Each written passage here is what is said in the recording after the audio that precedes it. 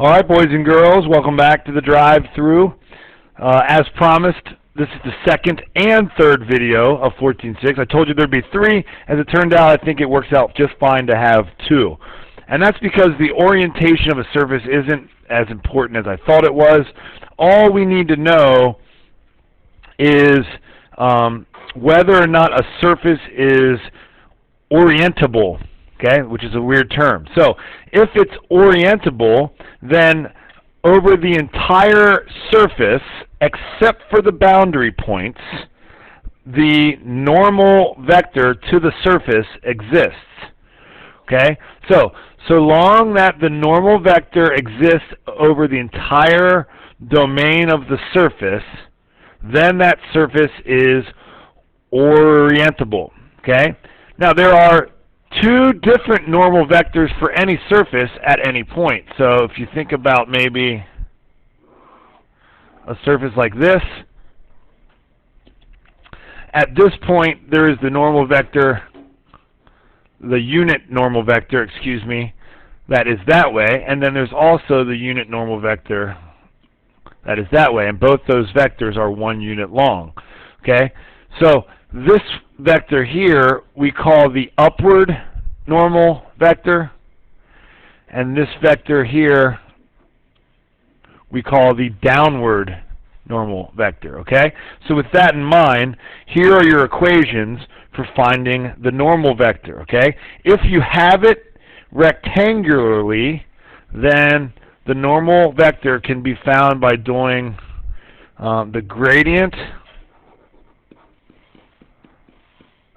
of your function divided by the magnitude of the gradient of your function.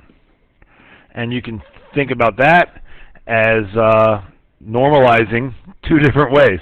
Making it perpendicular by taking the gradient, making it a univector by dividing by its magnitude.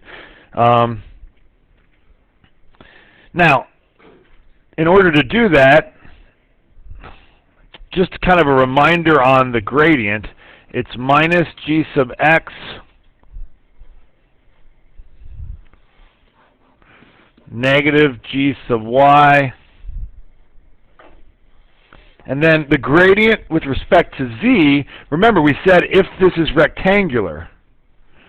So if the surface is rectangular, you would write it as z equals f of x comma y.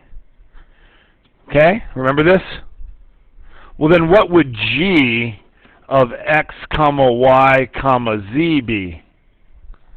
This is really old school. We used to have to do with surfaces. Exactly. It's f of x comma y minus z. But they have switched that because we want the upward one. Okay? So they have given us z minus f of x comma y, and that's just so we want the upward one. Okay? Don't worry about this too much. It's not that big of a deal if you're lost. But I'm just trying to explain to you why that is a 1. Because the derivative of z, okay, the partial derivative with respect to z is always going to be 1. Now, we have to take that and divide by the magnitude of that vector, and so that's your g of x squared plus partial derivative with respect to y squared plus 1. That will end up being important, okay? Just knowing that.